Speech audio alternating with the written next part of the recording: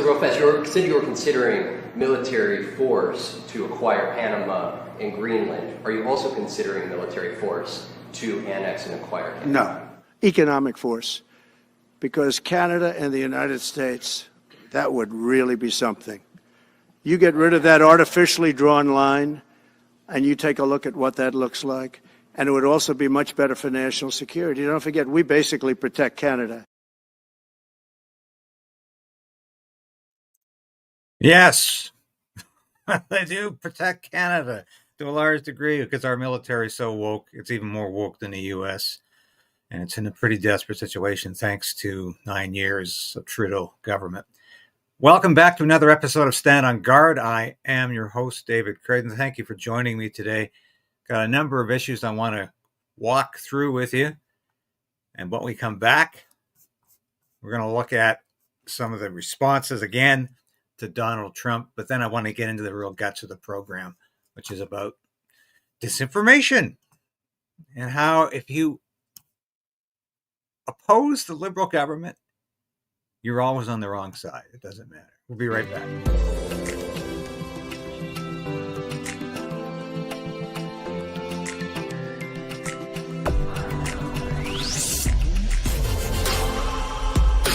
We need a political change, but we also need to resolve to resist.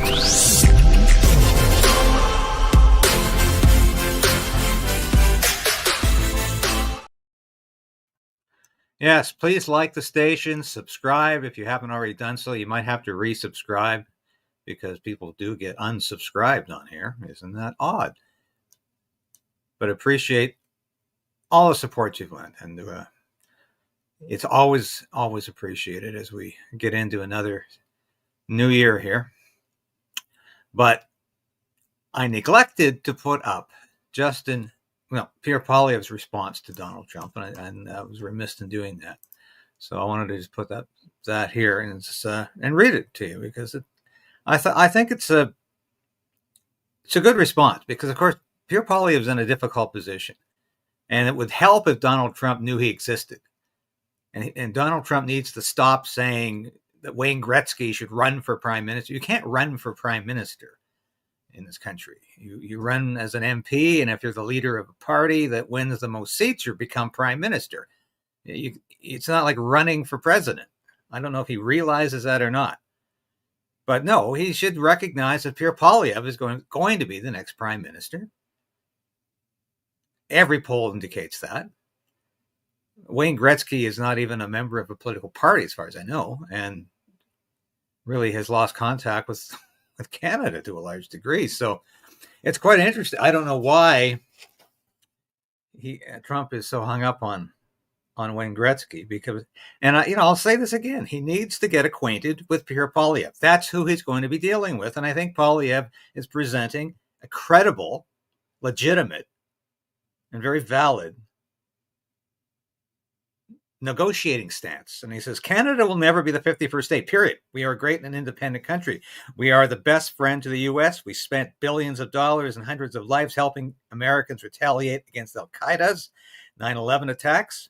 We supply the U.S. with billions of dollars of high quality and totally reliable energy, well below market prices. We buy hundreds of billions of dollars of American goods. So stop talking about this trade deficit. And let's get on with this. These our two countries have been historically linked. We've always been great friends. We've helped each other.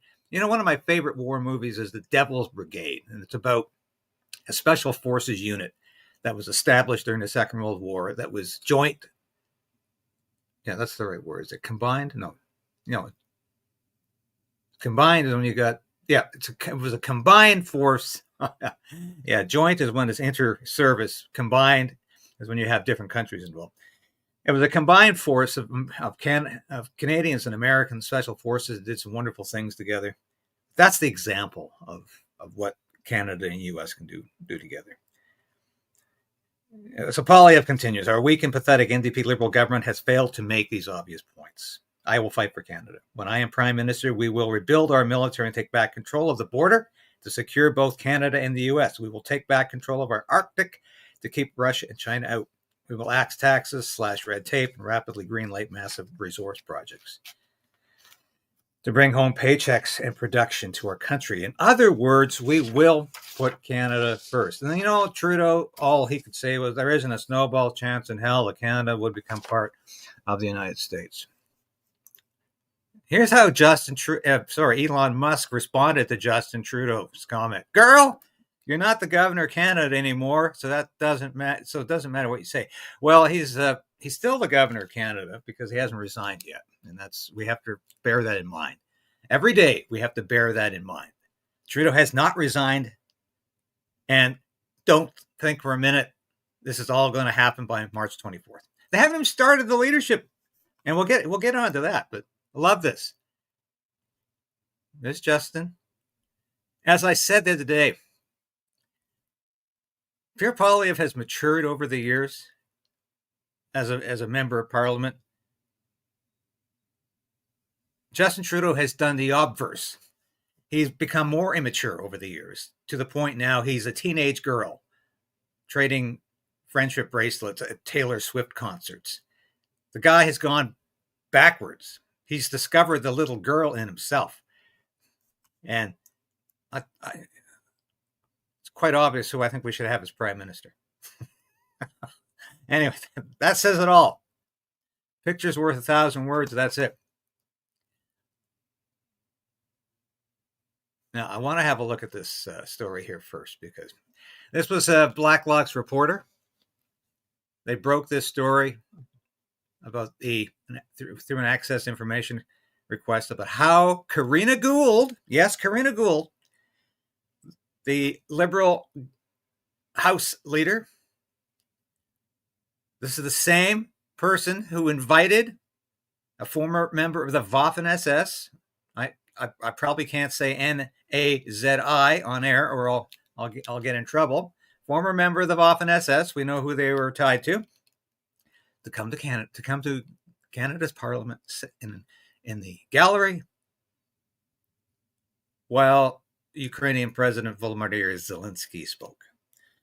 And when it was revealed, when we discovered, and I was one of the first couple of people to break the story, when we discovered that this was a former Waffen SS member, Karina Gould said, well, let's hide the fact. Let's pretend it never happened. Let's censor it. Let's redact it from the record, from the parliamentary record. Just pretend it never happened. Yeah, how Orwellian. But here's somebody inviting these people who belong to politically extreme parties, and yet Karina Gould used taxpayer money to go after Conservative Party political opponents and Freedom Convoy political opponents. Now, this is a great story from Sheila Gunn Reid at Rebel News. I don't often put up whole reports, but this is an excellent report. Sheila's a great reporter. And thank you so much to our friends at Rebel News. And they are friends. I know many of them. And they've been doing a great job for years. Let's have a look at this report here. Liberals. Access to information records obtained by Blacklock's reporter revealed that federal funds were handed out under Heritage Minister Karina Gould's so-called Digital Citizen Initiative to smear political opponents of the Liberal Party, namely Conservatives, and anyone else who dares to challenge the Liberal agenda. Let's break this down. Gould, who launched the program in 2019 under the guise of internet fact-checking, is the same government leader who recently stood in the House of Commons and applauded Yaroslav Hunka, an actual Nazi. We have here in the chamber today Ukrainian Canadian world veteran from the Second World War who fought the Ukrainian independence against the Russians and continues to support the troops today, even at his age of 98.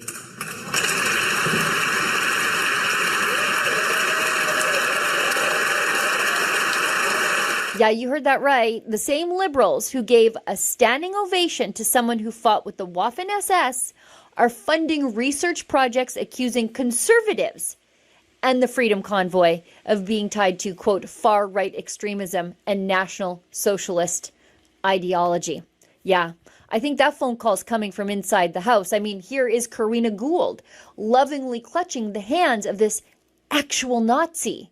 Gould even wanted any evidence of her celebrating this Nazi deleted from the official parliamentary record of Hansard. I would like to ask for unanimous consent to adopt the following motion.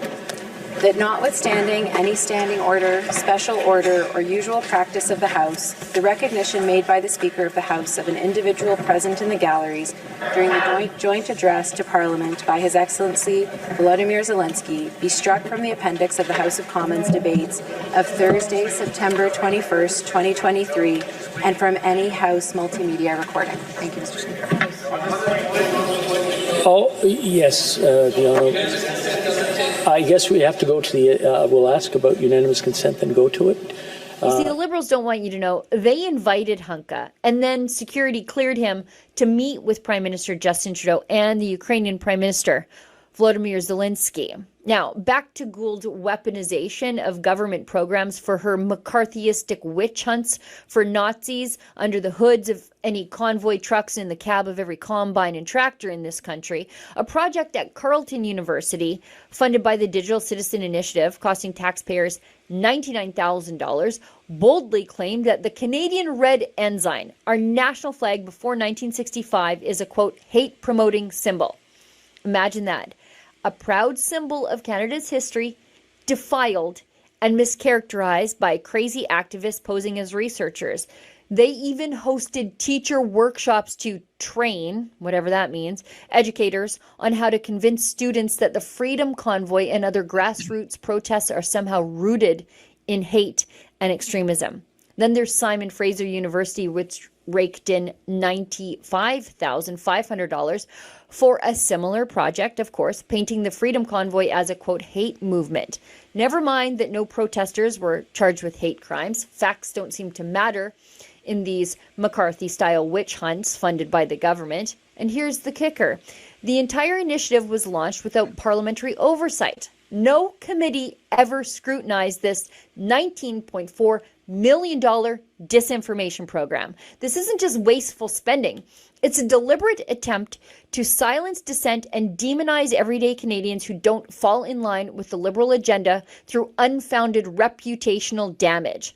All the while, the Liberals continue to turn a blind eye to modern-day Nazi Hamas apologists running amok on the streets of Canadian cities week after week. Enough is enough. No government fund should ever be used to attack political enemies or rewrite history. Yes, exactly. I'm going to take this one step further, because if you think that's it, you're wrong. If you think that's all this government has been doing with your tax dollars to defame, to sully the reputation of people who disagree with them, they're using the internet in a big way with influencers. And the money that's being spent there is a whole different aspect to this. But before I get there, I thought it would be nice to put on this interview with Tamara Leach and Chris Barber, who are on Fox News the other day, to talk about Justin Trudeau's coming resignation. And of course, these people were targeted by the Trudeau government as extremists, as people who were dangerous. To resign as party leader, as prime minister, after the party selects its next leader. This country deserves a real choice in the next election, and it has become clear to me that if I'm having to fight internal battles, I cannot be the best option in that election. Liberal Canadian Prime Minister Justin Trudeau announcing his resignation today, triggering a wave of debate about what comes next for our neighbors to the north. And it's a growing conservative movement. Let's bring in Canadian activist and Freedom Convoy organizer Tamara Leach, along with Canadian truck driver and business owner Chris Barber. Thank you both for coming on. Chris, to you first. You heard Trudeau speaking there. I mean, he's the head of the government that during the convoy protest that you were a part of froze the bank accounts. We all remember that very well. Invoked the Emergencies Act and went after people like you and Tamara. What do you think about his resignation, Chris? I think it's about time. Canada needs a change in this country. We've been through the most vicious, tyrannical mandates in the last 9 years, including the COVID mandates under Trudeau. We've been in trouble up here for quite some time. So this is welcome news, although it isn't good enough with him just stepping down. We would have liked to have seen him lose in an election. Yeah. It's interesting because, Tamara, to you, the Toronto Sun writes the following here. The headline is, "It was canceled women who canceled feminist Trudeau." It goes on. The irony is self-declared feminist prime minister ended up being taken down by his battles with women. In the end, while Trudeau may have been fired, Jody Wilson-Raybould, Chrystia Freeland, Julie Payette, and Tamara Leach, the collective bruising he took from those episodes led to his demise. So you're one of the names they mentioned as bringing him down. What do you think about that, Tamara? Well, I'm very happy to see him leaving, obviously. I think it's long overdue. I think what we achieved in Ottawa, we were very successful at exposing the man that he actually is, which is essentially an ideologically authoritative politician. So, I'll take it. It's a win. Yeah. It really is a win. And I'm wondering, as you go and you look toward the future, because there's a lot of talk now, Chris, of the opposition leader, Pierre Poilievre, who said the following today, and I'll get your comment. Watch. While leaderless Liberals focus on saving their jobs and fighting each other for power, the country spirals out of control, an out-of-control housing emergency, an out-of-control migrant crisis, an out-of-control $62 billion deficit, not to mention tariff threats from the United States. What would you say about that, Chris? We've seen some devastating years in Canada as of late. We've seen record housing crisis. We've seen record deficits. Under Trudeau in the last 9 years, this country has seen some of the worst economics in the history of Canada. And so it is something that needs to happen. It is time for him to call this and call an election. Yeah, and I'm wondering if the list of things that Chris just kind of went through there, Tamara, is that the driving factor, or is it part and parcel of Trump being voted into office, of just this getting tired of these liberal policies? What do you think? Well, I think Trump getting elected is definitely a factor. It's put a lot of pressure on the Canadian politicians to stand up and do something about the problems that Pierre Poilievre just mentioned. Yeah, and Chris, to you, that very same question. Is this just a snowball that keeps getting bigger? And right now it's happening in the U.S. and in Canada, but you kind of see symptoms of this around the globe. It's the wokeism in the world right now that's allowing this to take part. We need to stand up, like what we did with Freedom Convoy in February of 2022. We stood to tyranny. And since we've stood, Tamara and I have been run through the courts for the last 3 years. Lawfare has been at an all-time high in this country right now, especially towards anyone that had the audacity to stand up to Trudeau and his government throughout those COVID vaccine mandate years. And while Chris was talking, we're showing pictures of both Chris and Tamara being arrested. Tamara, I've got about 10 seconds left for you. What are your final thoughts on this legal process as it goes forward?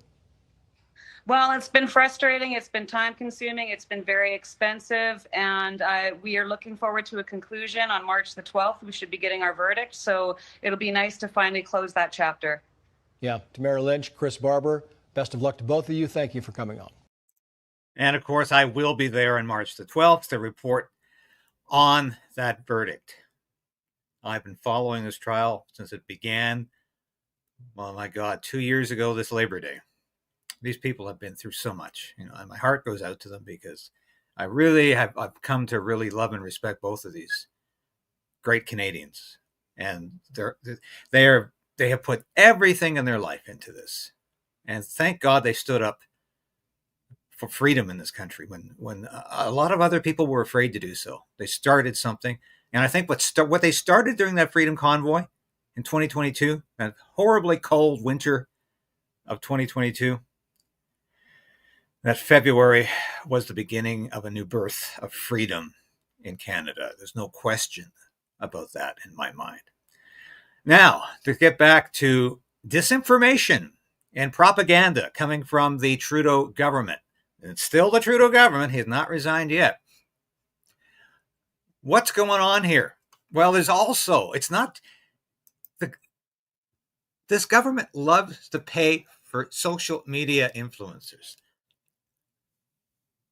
Health Minister Mark Holland echoed the comments and invoked fears over foreign interference, saying governments such as Russia's are using modern technologies to destabilize democracies by questioning what is and isn't true.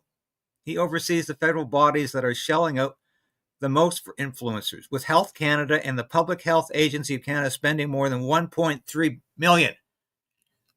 Why is Health Canada paying social media influencers to advertise liberal government policies and attack conservatives? Why? How are they getting away with this? This is just one government department. And you know what, folks? It's happening in all government departments. This is one of the most unreported stories of the Trudeau years. We've talked about it a couple of times. I did a story on it for the Post-Millennial about a year ago. They are spending hundreds of millions of dollars on social influencers. And it's bad enough that they're spending the money. But the principle to use taxpayer dollars for partisan warfare, to fight political opponents, is unacceptable in a democracy. But they've been doing this for years. And I can show you more, because this is absolutely shocking. Here. You remember Cat Canada? She's now working for Counterpoint, by the way. Excellent publication. She met Chrystia Freeland when she came out to Ottawa to attend the Canada Strong and Free conference. She was sharing a seat with Chrystia Freeland. She says, after a chat in the plane, she asked me for my Twitter handle because, according to Freeland, they're always looking for influencers to get the message out. And I gave it to her. So I distinctly remember that happening. I mean, and that was incredible. And here's another piece of that. Landed in Ottawa. Look who I ran into. Can you wave to my followers on Twitter? Sure. Hi. Thank you. That was crazy. And I'm not joking when I said, it's loud. I'm not joking when I said that she told me they're looking for influencers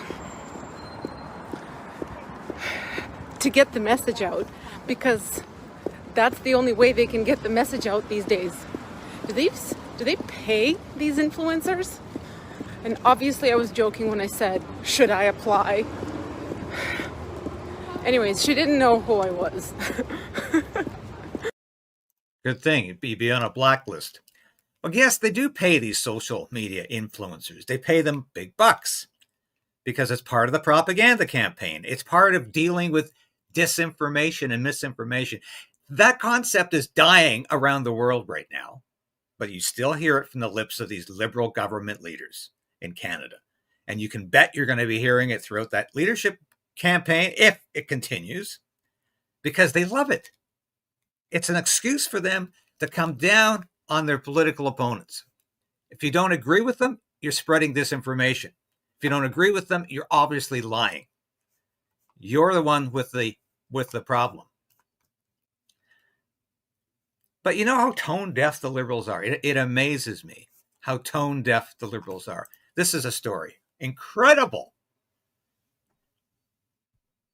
All they've gone through in foreign influence, right? I mean, it's so obvious that these people have no sincerity in their bones. Not a twinge of sincerity in their hearts or minds. Because we just went through this, what really I think has been a worthless inquiry into foreign interference, because it was hijacked by Trudeau at the end to be all about the Conservative Party being the ones benefiting from China, or the fact that it's not China, it's India that's interfering. You remember that narrative?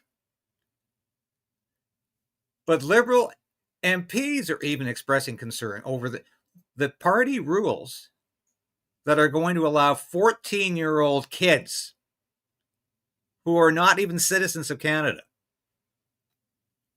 I mean, this is one for the books. As currently written, party rules allow anyone at least 14 years old and who, quote, ordinarily lives in Canada, unquote, to become a registered Liberal, giving them the ability to vote in the upcoming leadership race and help determine Canada's next prime minister. It's not just going to be the Liberal leader.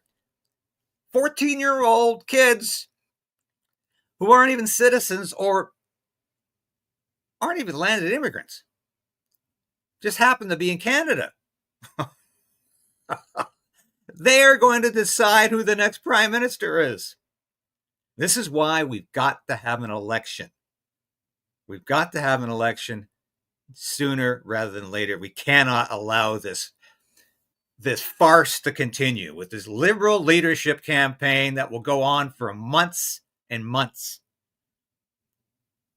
We've got to have an election a lot sooner than that. There. And here's a CTV story that sort of sums it up. Preparing to enter the race to replace Prime Minister Justin Trudeau, concerns are being raised over the Liberal Party of Canada's rules for selecting a new leader. CTV's Ben Milger is here to explain. Ben, what is the issue? Mi Jung, the party's bylaws outline the criteria for who is eligible to vote. They need to be over 14 years of age and registered with the party, but they don't need to be Canadian citizens or even permanent residents. That doesn't sit well with some MPs who want the rules tightened before the race officially begins. It does open up the party to the potential of interference from outside nefarious actors. So if they are going to allow the same membership rules, then they have to tighten up other procedures. Those concerns were echoed by a number of Liberal MPs as they made their way into a caucus meeting in Ottawa today. Also present at that meeting, Liberal Party brass, who will ultimately be responsible for deciding if the rules should be changed. It's been a topic of conversation for Liberal MPs here in BC since Trudeau announced he would be stepping down. Party of Canada's will only be the ones who have that ability. It's a very real concern. We intend to BC since Trudeau announced he would. Does he look a little too happy? Or is it just me? Why does Trudeau look so chipper?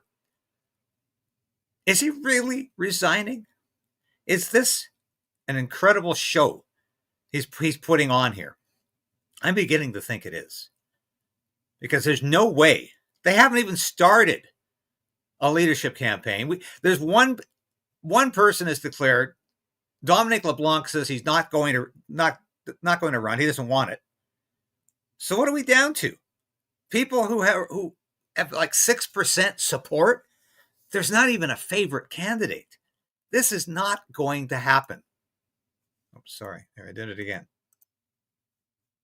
Since Trudeau announced he would be stepping down. I can tell you on behalf of the caucus in British Columbia, this is a very real concern. We intend to raise that concern today, and we intend to explain not just why it's important, but the message that it sends to Canadians of ensuring that Canadians and then PRs who are hopefully going to become Canadians will only be the ones who have that ability. Important to note here, other parties also allow non-Canadians to vote in their leadership races. That includes the Conservatives led by Pierre Poilievre, but they do require voting members to at least be permanent residents. Trudeau has left his party with a very short runway to pick his replacement, so we should know very soon whether the Liberals plan to tighten up their rules. Mijang? All right, thank you, Ben. All right, so a tight runway. It's an impossible runway. How stupid are the national media to not see this? There's not going to be a leadership race decided in 2 months. And that's what we're going to be down to very soon because they haven't even started. It is absolutely incredible to believe that any political party could wrap this up in 2 months. But you can see what the process is going to be like. This is going to be an absolute circus, just like Parliament's been. It's going to be a clown show where you're going to get candidates, once again, paying people to come out to vote. Teenagers, what do we have to entice them with?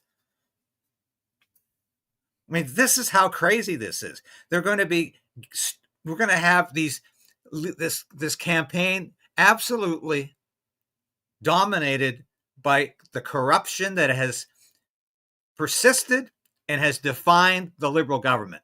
It's going to, if this leadership campaign actually unfolds, and I have my doubts that it will, it's going to be dominated by the same element of corruption, because we're going to have these candidates buying votes. And there's a whole lot of people. If you don't have to be a citizen of Canada, you don't even have to be 18. You can be 14. I mean, that is just beyond the pale. But that's what we've all come to expect from this Liberal government. So bear with me for a second. I just want to show you the merchandise ad. And by the way, it's one of our latest here. Keep calm and carry on. This has become a new favorite. I encourage you to have a look at the store, the merchandise there.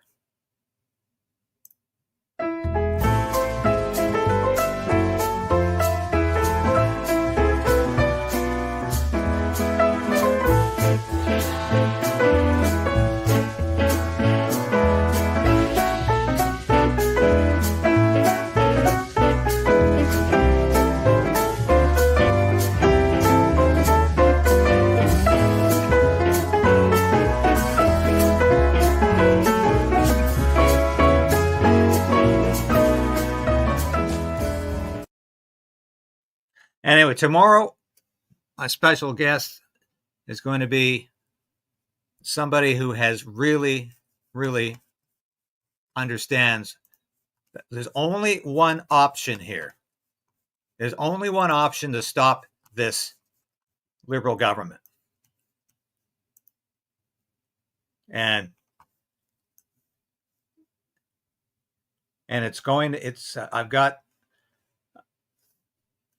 my guest is going to be the Justice Center for Constitutional Change, which is bringing a lawsuit against,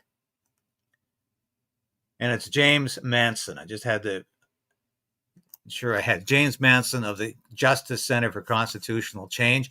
He's got the file. He has got the file to challenge the legality of Justin Trudeau proroguing Parliament. That might be the only option we have, is to stop this in the courts, because this is unraveling before our eyes.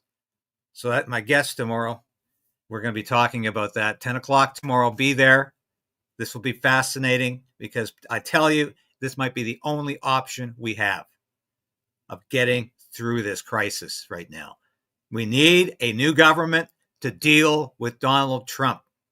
We need a legitimate government to deal with Donald Trump, not the Justin Trudeau government that cannot speak for Canadians. And Donald Trump needs to get to know Pierre Poilievre. These two have got to meet, and Trump has got to stop talking about Wayne Gretzky being the next prime minister. Obviously, not going to happen. And Wayne Gretzky doesn't even want it. And I don't think an endorsement by Donald Trump would get it. And so, I mean, it's all silly talk, but this is serious. We've got to get down to business, and we've got to move on. So thanks for watching today, folks. Be back tomorrow when we talk about the constitutional challenge to Trudeau proroguing Parliament.